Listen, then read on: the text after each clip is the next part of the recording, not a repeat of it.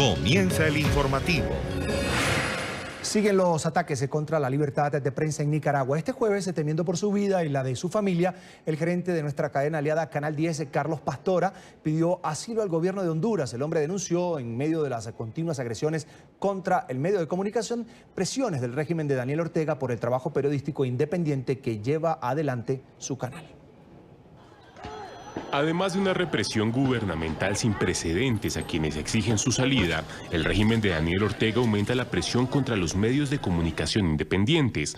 Uno de los casos más relevantes es el del Canal 10, un medio que en las últimas semanas ha sido objetivo de la persecución sandinista, hasta el punto que su gerente Carlos Pastora se vio obligado a pedir protección al gobierno de Honduras. Pastora, quien buscó refugio en la sede diplomática hondureña en Managua, aseguró temer por su vida y la de su familia. Mis derechos humanos están siendo vulnerados por parte de un gobierno y mi familia y yo tememos por nuestras vidas, denunciando que podríamos ser asesinados y clamando a las autoridades de mi país se nos brinda auxilio inmediatamente. La canciller de Honduras confirmó que aunque aún no se ha tomado una decisión formal, Pastora está bajo protección en la sede diplomática. En este momento lo que el gobierno está haciendo es recabar la información pertinente sobre el caso. Una vez teniendo la información, nosotros podremos determinar el curso de acción a tomar enmarcado en los convenios y en la ley de protección a la hondureña. Y es que el Canal 10 ha venido siendo blanco del sandinismo. Sus equipos de reporteros han sido atacados en las calles. Incluso, arbitrariamente, el régimen trató de controlar la política informativa del medio, cuando Óscar Ortiz, periodista y jefe de prensa del medio oficialista Canal 8, irrumpió en las instalaciones del medio como emisario del gobierno para asumir el puesto de jefe de prensa de la empresa. Los trabajadores del canal, molestos con la intervención, procedieron a sacarlo de las instalaciones. La posición es firme de la mayoría de los periodistas, es que si viene el gobierno o compra o cambia la línea informativa de Acción 10 por la línea del gobierno, automáticamente nosotros estamos dispuestos a renunciar. Estos continuos ataques a la libertad de expresión generó la solidaridad de varios nicaragüenses, quienes se manifestaron frente a las instalaciones del canal para demostrar su apoyo al trabajo periodístico. Seguimos en Nicaragua. La madre del menor que fue agredido por la policía no pudo formalizar hoy la denuncia. Este jueves la mujer se dirigió a la sede de Asuntos Internos de la Dirección de Operaciones Especiales de la Policía para denunciar a los 8 agentes que capturaron, maltrataron y torturaron al menor de 14 años, marcando con una jeringa las iniciales del Frente Sandinista de Liberación Nacional, el partido de gobierno, en su brazo. La madre estuvo acompañada de un representante de la Comisión Permanente de Derechos Humanos al que le negaron el ingreso, motivo por el que la mujer desistió de seguir el procedimiento, pues aseguró que no se siente segura y además teme más represión. El presidente de la comisión aseguró que impedirle el ingreso a la sede policial es una forma de intimidar a la población y vulnerar los derechos humanos. ¿Por qué son tan cobardes y no me lo hicieron a mí eso? Esa gente que piensa que me están pagando o que es un montaje, que no se equivoque. Todos tenemos hijos que nos están violando los derechos de nuestros hijos, que no es justo. Me indigna, me siento indignada. Si lloro no es por cobarde, no soy cobarde. Soy una madre que quiere lo mejor para sus hijos y que no nos violen nuestros derechos a la libre expresión, a poner una denuncia, a tener un acompañamiento de alguien que vea que esto es una realidad, esto no es mentira.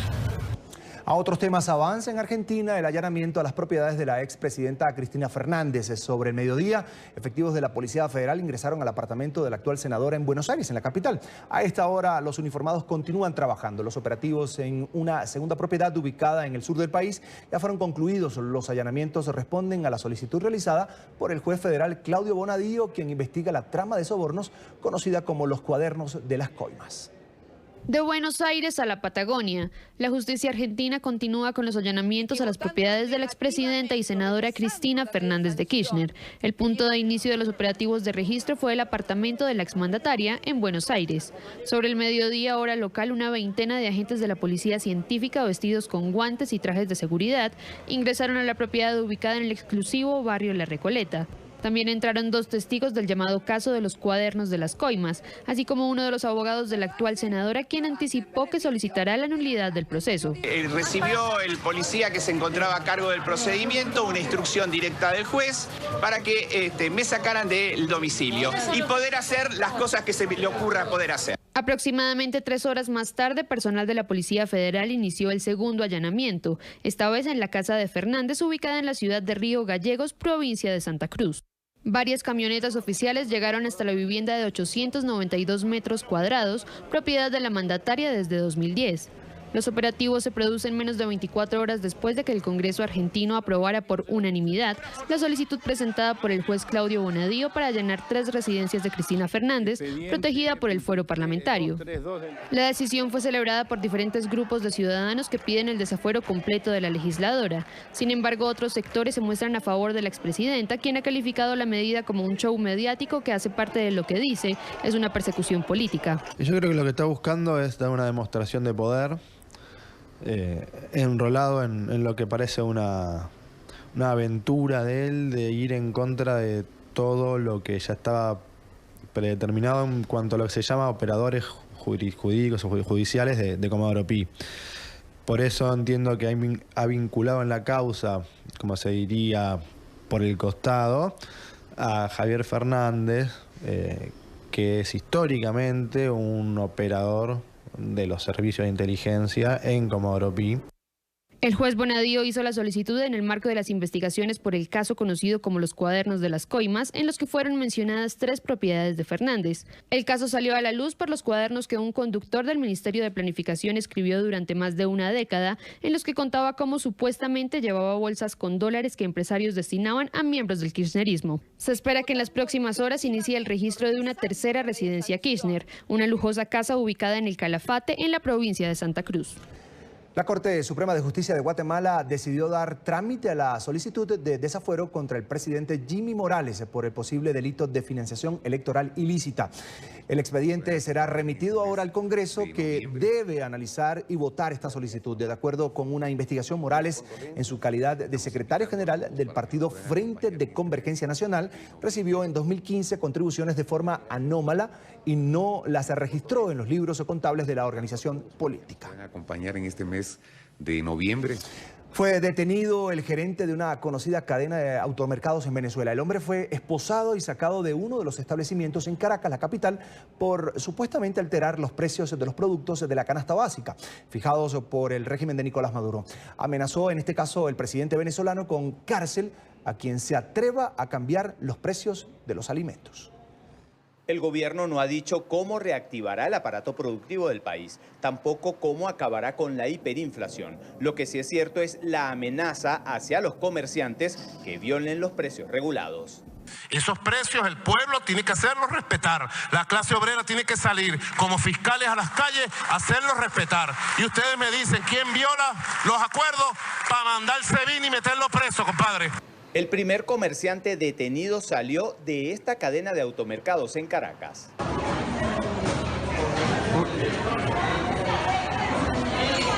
Hay indignación entre los comerciantes. Ellos señalan que mientras no se reactive el aparato productivo, es imposible mantener los precios. Trabajar a pérdida no es una opción. El destino pudiera ser la quiebra. No se consiguen precios regulados. ¿Qué tendría que responderle, por ejemplo, al presidente cuando dice que a los comerciantes que no respeten los precios regulados, pues le va a mandar el SEBIN? No, pues si él nos vende regulado, le venderemos regulado. Pero si no compramos sobreprecio, ¿cómo vamos a vender así? Tenemos que tener un margen de ganancia.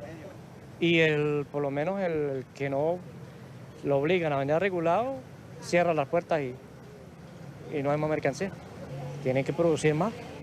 Habiendo producción, bajan los precios, pero si no hay producción. Los ciudadanos, en definitiva, son los más afectados. Creen que las medidas económicas generarán el colapso y el sueldo de 1.800 bolívares soberanos, equivalentes a $30, se convertirán en sal y agua frente a la hiperinflación. Que nos dejen ya en paz, que ya yo creo que más pobreza no pueden traerle al país. Más tristeza y más desolación no le pueden traer al país. ¿Qué es lo que quieren? Me dan ganas de llorar lo que te digo. Porque es muy bravo lo que estamos viviendo y no nos lo merecemos. Esa es una forma de evadir la responsabilidad grande que tiene con el pueblo venezolano, porque va de todo, porque la responsabilidad de todo esto es de ellos. ¿Por qué no le piden el impuesto y el dinero a los que están robando? ¿Por qué no asume su responsabilidad como hombre? La Confederación de Trabajadores de Venezuela califica al carnet de la patria como un arma de chantaje que pretende ser utilizada no solo para el subsidio del sueldo mínimo, sino para el suministro de medicamentos. El carnet de la patria es una aberración contra el ciudadano, contra los derechos humanos. Pero hay una realidad que tenemos que buscar la manera de cómo damos una respuesta a esto, porque tenemos personas, inclusive, que trabajan conmigo y me dicen, jefe, mira a votar, pero yo lamentándolo mucho tuve que sacarlo porque si no me dan la insulina para mi mamá. La Superintendencia Nacional para los Derechos Socioeconómicos seguirá supervisando los comercios en Venezuela. Sin embargo, los ciudadanos consideran que el responsable de la debacle económica es el gobierno. En Caracas, soy Oliver Fernández, NTN 24.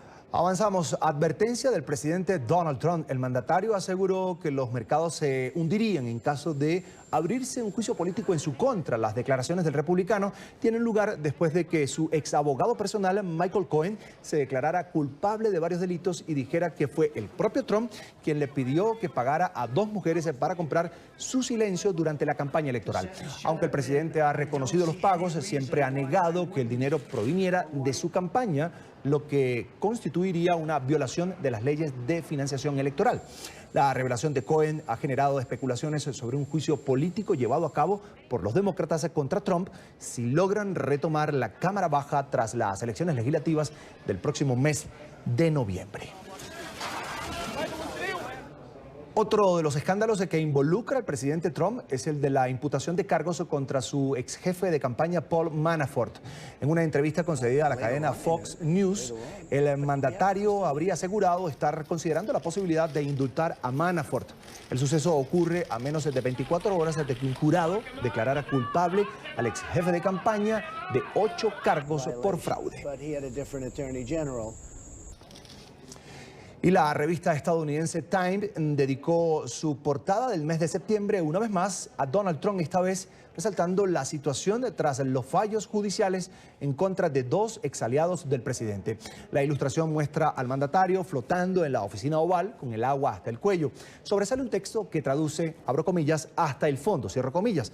Esta portada completa una serie iniciada en febrero de 2017 por la revista en la que Trump aparece con mirada desafiante y el mensaje, abro comillas, nada que ver aquí, cierro comillas, y continuada además en abril de 2018 con el mandatario aún sentado en la oficina pero con el agua casi a la mitad de su cuerpo y la palabra stormy o tormenta. Las 3 ilustraciones son del artista Tim O'Brien y han resaltado en distintas etapas la percepción sobre las acusaciones en contra del presidente, entre ellas la trama rusa y el pago durante la campaña presidencial a una actriz porno para evitar que revelara detalles de un encuentro extramatrimonial.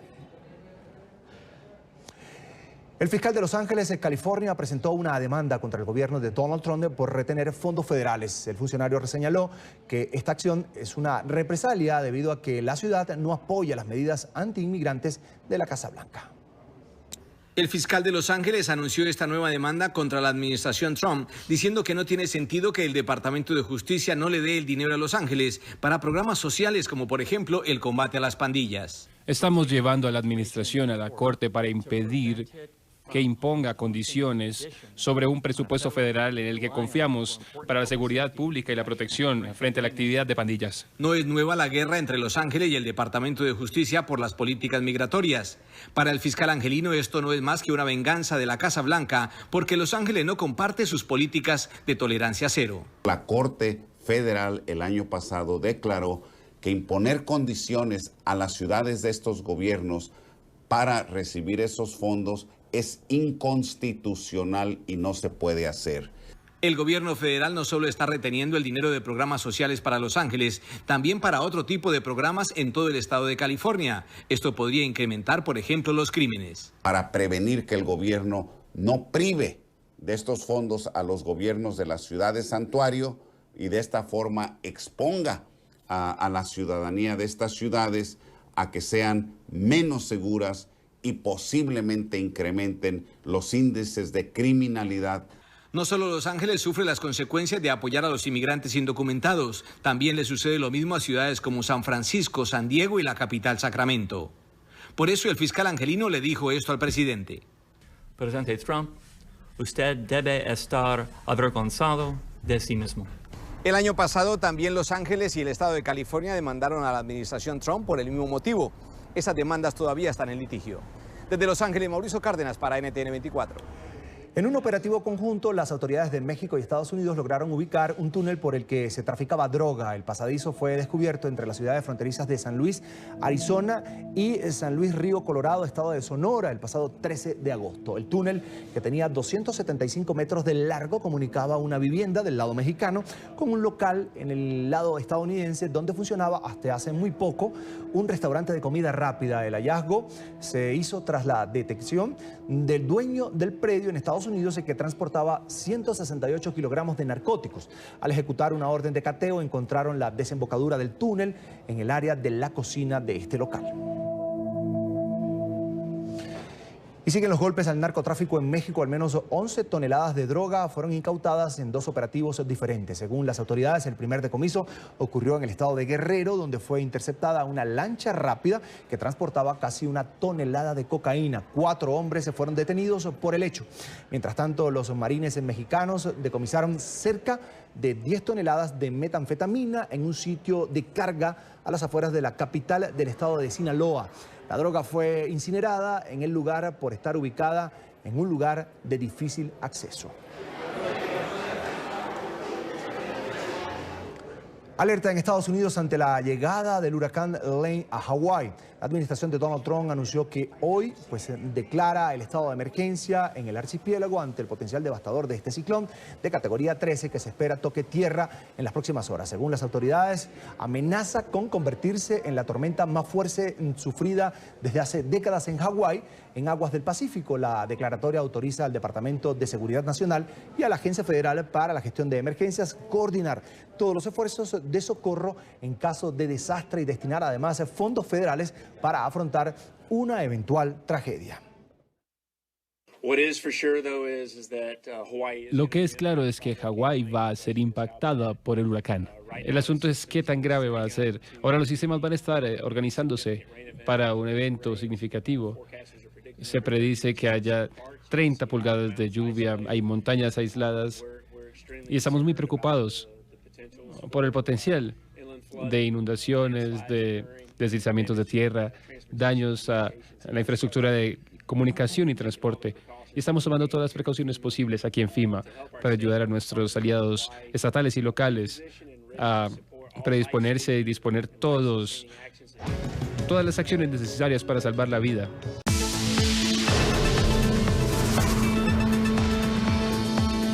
Y este que van a ver fue el incómodo momento que vivió hoy el presidente de Chile, Sebastián Piñera.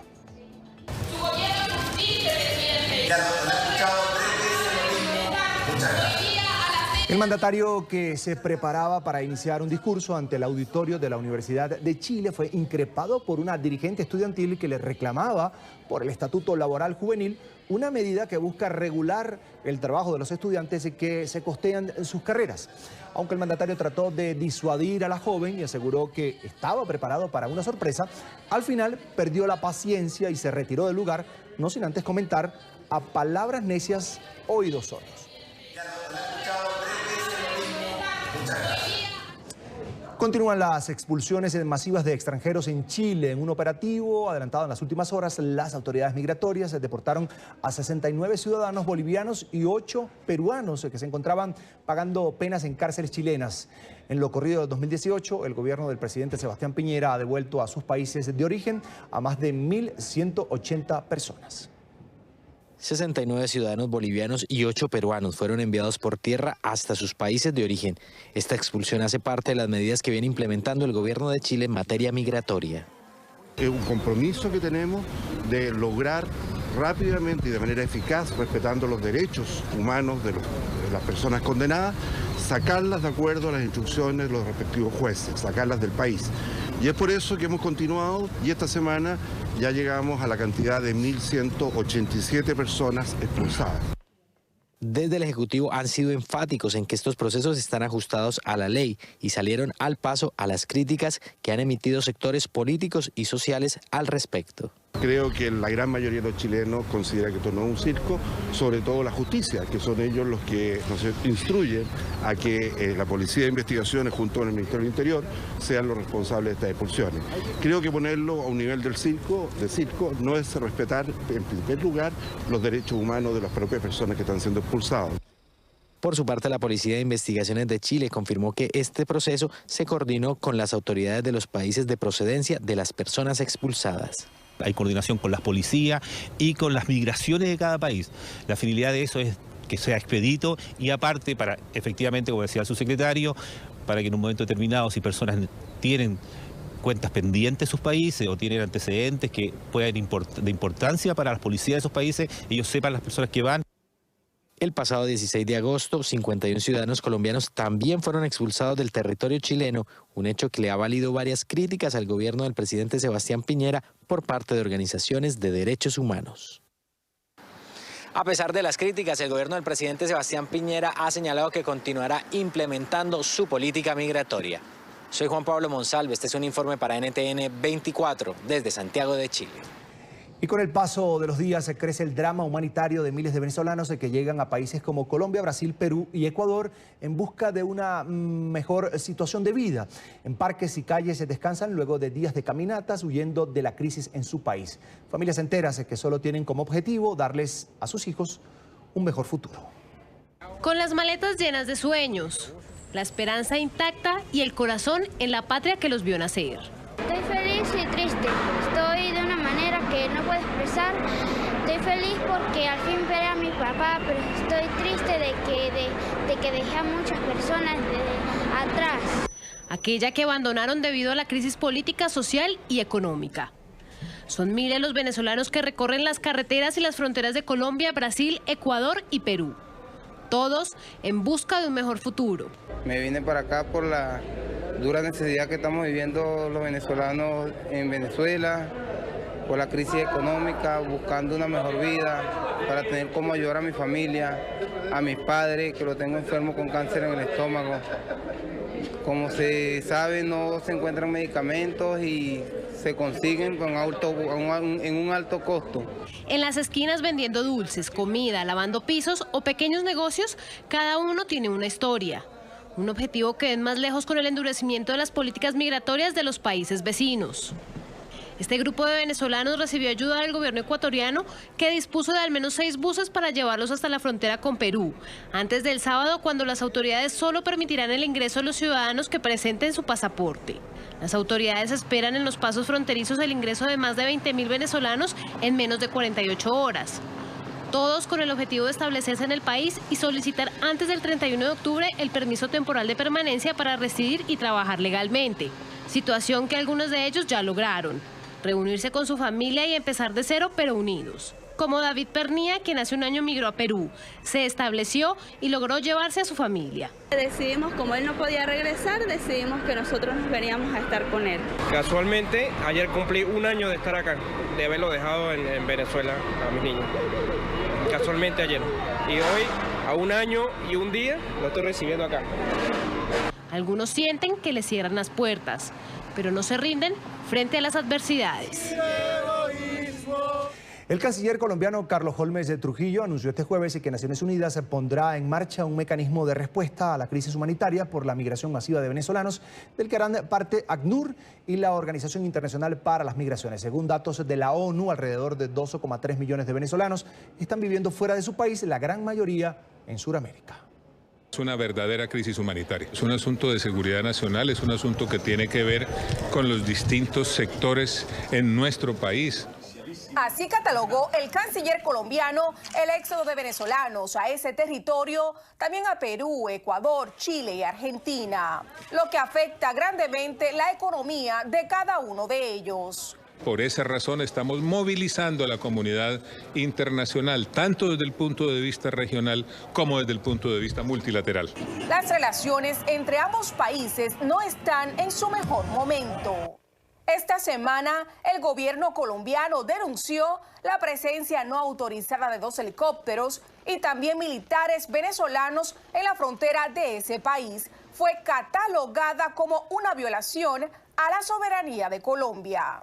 Simplemente decir que todos los hechos confirman que se trató de una violación de la soberanía del territorio nacional y no voy a extenderme más en eso. Pero Venezuela dice que eso no es cierto. Es absolutamente cierto. Eso lo demuestran los hechos y el análisis que de la situación hicieron nuestras autoridades. El ministro dijo además que no solamente es un problema de Colombia, sino también de los países vecinos en cuanto a la crisis que se está viviendo en esos momentos en Venezuela y por eso decidió venir a buscar ayuda ante las Naciones Unidas y que están en conversaciones con las autoridades de Brasil, con Ecuador y también con Perú. Desde las Naciones Unidas, Violeta Bastardo, NTN 24. Las autoridades en Colombia capturaron a uno de los presuntos responsables de organizar el viaje del llamado narcobús que se estrelló la semana pasada en Ecuador. Se trata de un hombre de cerca de 23 años, conocido con el alias de David, a quien la justicia lo señala como uno de los cabecillas de la banda de narcotraficantes. David fue capturado en el departamento de Caquetá, sur del país, y fue trasladado hacia la ciudad de Ibagué, donde en una audiencia judicial se le hizo la imputación de los delitos. Con esta detención ya son 5 las personas judicializadas por el incidente que acabó con la vida de 24 personas. El presidente de Ecuador, Lenín Moreno, mantuvo hoy una reunión con el relator especial para la libertad de expresión de la Comisión Interamericana de Derechos Humanos en el Palacio de Gobierno. Ambos acordaron temas como la creación de un comité de protección de periodistas y las reformas a la controvertida Ley Orgánica de Comunicación creada durante el gobierno de Rafael Correa, bajo la cual más de 700 medios de comunicación del país fueron sancionados. Luego de más de 12 años, la Relatoría de Libertad de Expresión regresa en una visita oficial al Ecuador, un país que ha estado permanentemente en la mira del sistema interamericano de derechos humanos. Porque, bueno, venimos de una década donde periodistas, medios de comunicación, líderes sociales, dirigentes políticos sufrieron persecución por expresar ideas, opiniones, por investigar, por informar. Pero de parte del Gobierno Nacional, creo que esta ha sido también una oportunidad de dar testimonio de ese ambiente de respeto a la libertad de expresión, de respeto a la gestión y trabajo de los medios de comunicación, que son fundamentos básicos, esenciales de un sistema democrático. Así el gobierno de Lenín Moreno asegura que los tiempos han cambiado y que se realizan esfuerzos para recuperar derechos y libertades afectadas por el correísmo. Hay mucho por hacer todavía. Nosotros tenemos todavía pendiente la ley orgánica de comunicación, las reformas que enviamos que suprimen la superintendencia de comunicación, que era un ente prácticamente más sancionador que orientador. Y hemos trabajado mucho sobre el tema del posible linchamiento mediático. Pero siempre estamos atentos a sugerencias. Y el relator no esperó para hacer una primera recomendación cuando dijo la reforma legal no basta si el Estado además no reconoce esas violaciones y a sus víctimas. Para reparar los daños que se produjeron en el pasado y las afectaciones a la libertad de expresión y también para establecer medidas de no repetición, de que esto no vuelva a ocurrir y que el periodismo sea libre. Pasos que se dijo el Ecuador está en camino a cumplir. Adicionalmente, hemos acordado crear un consejo y un comité de protección de los periodistas para que puedan trabajar en el fomento de la libertad de expresión. Temas que, entre otros, serán parte del informe que Lanza realiza luego de mantener durante 3 días reuniones privadas con medios, periodistas, líderes sociales y autoridades. Informe que será presentado de forma preliminar este viernes. Desde Quito, Jean Paul Barberini, NTN 24.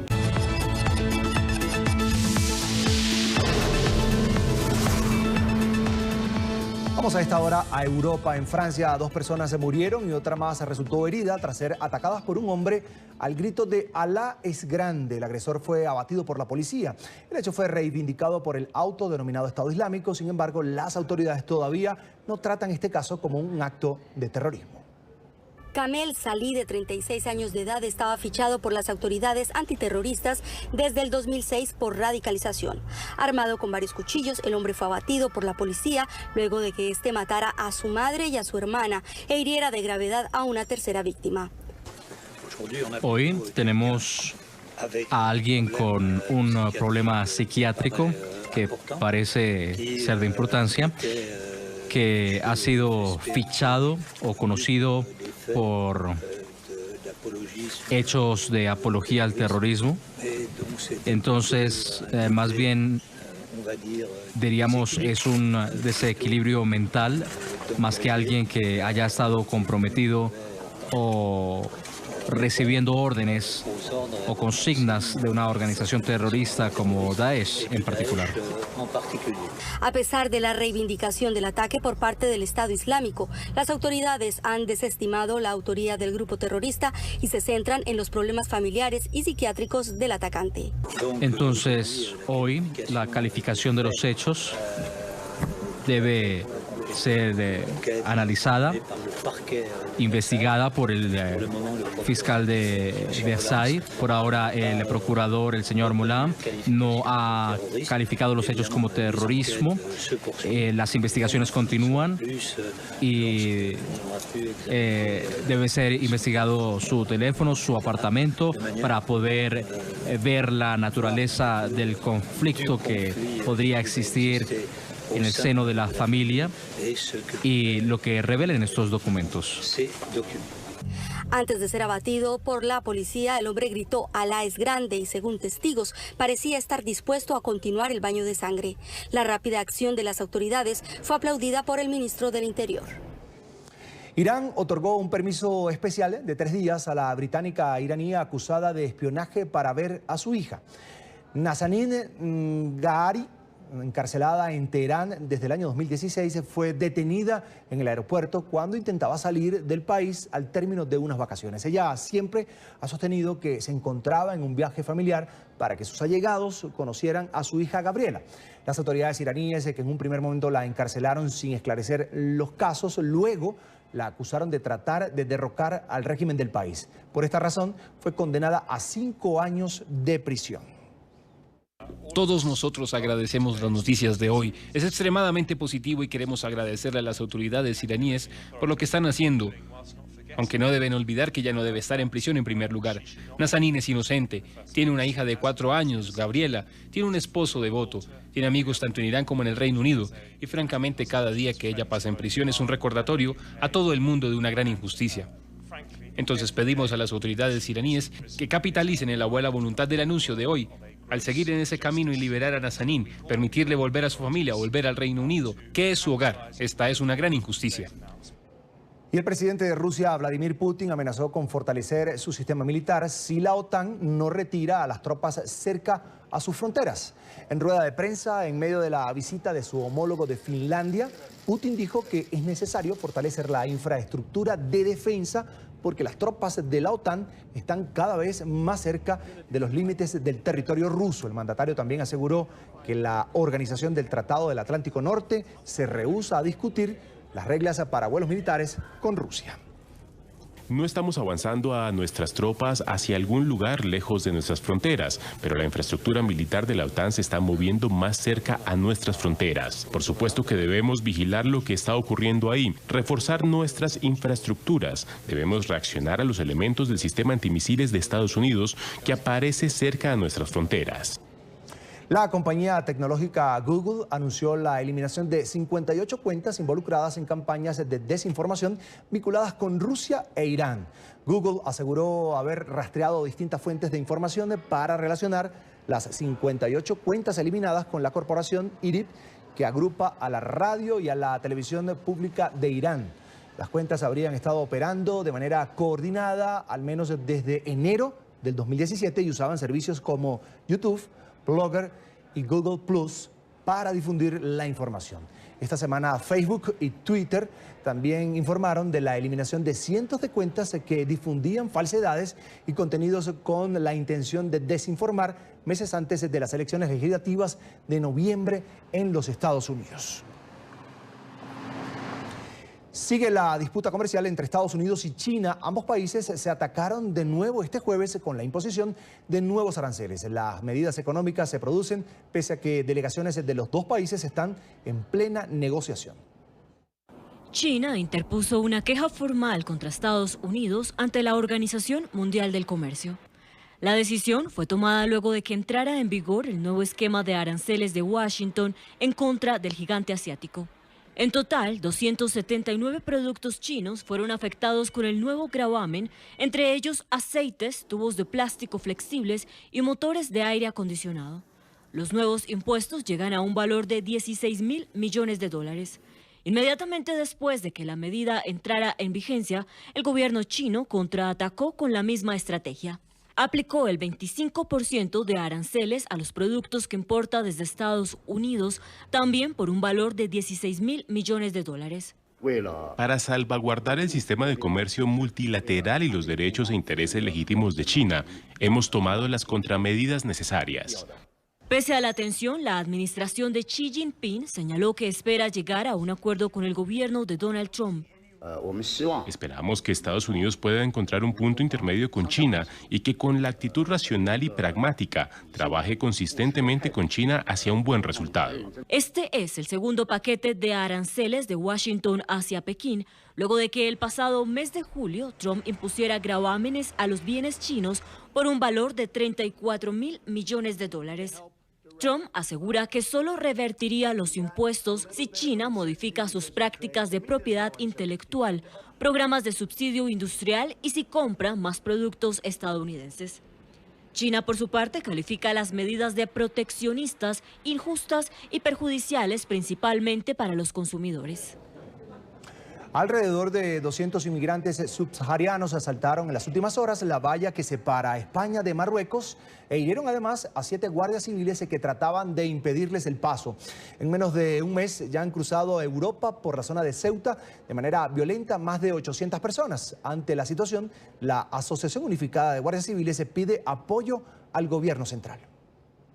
En la ciudad fronteriza de Ceuta, 7 guardias civiles resultaron heridos en el último salto a la valla que separa esa ciudad española de Marruecos por parte de inmigrantes subsaharianos que buscaban llegar a España huyendo de la violencia y la falta de recursos que se vive en varios países africanos. Los inmigrantes utilizaron distintas cosas para abrirse paso entre los guardias civiles, entre ellas cal viva, que produjo algunas quemaduras a los uniformados. Desde la Asociación Unificada de Guardias Civiles denuncian la falta de recursos que tienen sus compañeros que protegen la frontera con Marruecos, situación que ya ha puesto en varias ocasiones en riesgo sus vidas. En primer lugar, terminar con las mafias que trafican con seres humanos y los desplazan hasta la valla, y en segundo lugar, dotar a los guardias civiles del material necesario para que puedan frenar estas avalanchas. Lo que nos preocupa es que se ha vuelto a repetir los mismos hechos que a finales de julio. Han utilizado cal viva, ácido sulfúrico, es decir, elementos tóxicos que han arrojado directamente contra los guardias civiles, produciéndoles quemaduras en la espalda, en los brazos, en la cara y algunos con molestias en la visión también, fruto de estos agentes químicos que utilizan. Ante este hecho protagonizado por los migrantes subsaharianos, el gobierno del presidente Pedro Sánchez ordenó la inmediata expulsión del país de estas personas que ya habían llegado al centro de estancia temporal, que en estos momentos se encuentra colapsado, pues en julio pasado ya habían saltado la valla más de 600 personas. El gobierno español tomó esta decisión amparándose en un acuerdo firmado con Marruecos en 1992, en donde este último se comprometía a readmitir a las personas que ingresaban ilegalmente a España a través de su frontera. Desde Madrid, Marcelo Moncayo, NTN 24. Y el Papa Francisco se prepara para su visita a Irlanda este fin de semana. Se trata de la primera visita de un pontífice a suelo irlandés en 40 años y ocurrirá tras los escándalos por los abusos sexuales en varios países por parte de sacerdotes, la mayoría contra niños, situación que golpea fuertemente la credibilidad de la Iglesia Católica. El Papa tiene previsto reunirse con víctimas de estas agresiones en Irlanda. En esta nación, el porcentaje de católicos disminuyó al 78% según el censo más reciente que fue hecho en el año 2016, después de que contaba con un 95% en 1961. Así finalizamos este informativo en NTN 24, el canal de las Américas. A continuación, el programa Zoom a la noticia. Sigan informados por Twitter en nuestra cuenta, por supuesto, que es @NTN24. Y recuerde que puede consultar todas las noticias en nuestro sitio en internet. Allí lo tienen en pantalla, www.ntn24.com. Tengan todos una feliz noche.